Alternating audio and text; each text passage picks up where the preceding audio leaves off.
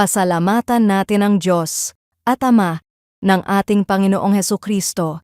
Dahil sa laki ng habag niya sa atin, tayo'y binigyan niya ng isang panibagong buhay sa pamamagitan ng muling pagkabuhay ni Hesukristo. Ito ang nagbigay sa atin ng isang buhay na pag-asa. Ipinapaalala sa atin ng unang Pedro, Kabanata 1, Talata 3, na purihin ang Diyos, na sa kanyang dakilang awa ay binigyan tayo ng bagong buhay at isang buhay na pag-asa sa pamamagitan ng muling pagkabuhay ni Hesukristo. Ipinapakita nito na ang ating pag-asa ay hindi nakabase sa ating sitwasyon, kundi sa ginawa ni Kristo, isang buhay na pag-asang hindi kumukupas.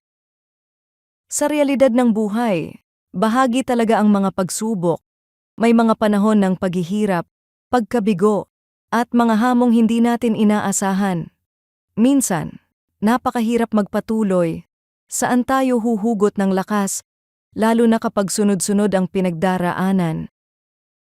Ngunit ipinapaalala sa atin ng salita ng Diyos na ang pag-asa natin ay buhay, hindi pansamantala. Dahil si Kristo ay nabuhay namang muli, nananatiling matatag ang ating pag-asa kahit sa gitna ng kabiguan at kahirapan. Si Alia ay ilang buwan na naghanda para sa kanyang board exam. Ibinigay niya ang kanyang oras at lakas, kumakapit sa pag-asang papasa siya. Ngunit nang lumabas ang resulta, wala ang kanyang pangalan.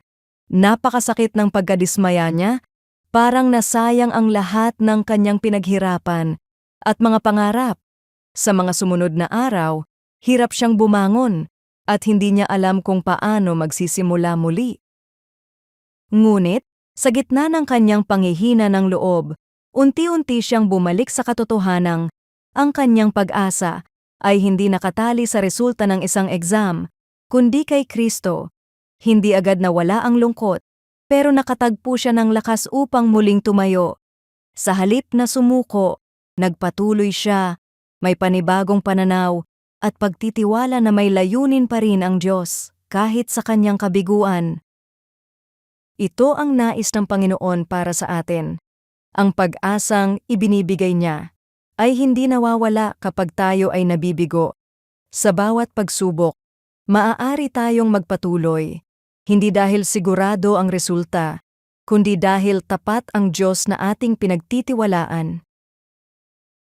Panginoon, salamat sa buhay na pag-asang mayroon ako sa iyo. Tulungan mo akong magtiwala sa iyo kahit sa gitna ng kabiguan at mga pagsubok. Kapag ako'y pinanghihinaan ng loob, ipaalala mo sa akin na ang aking pag-asa ay nakaugat kay Kristo.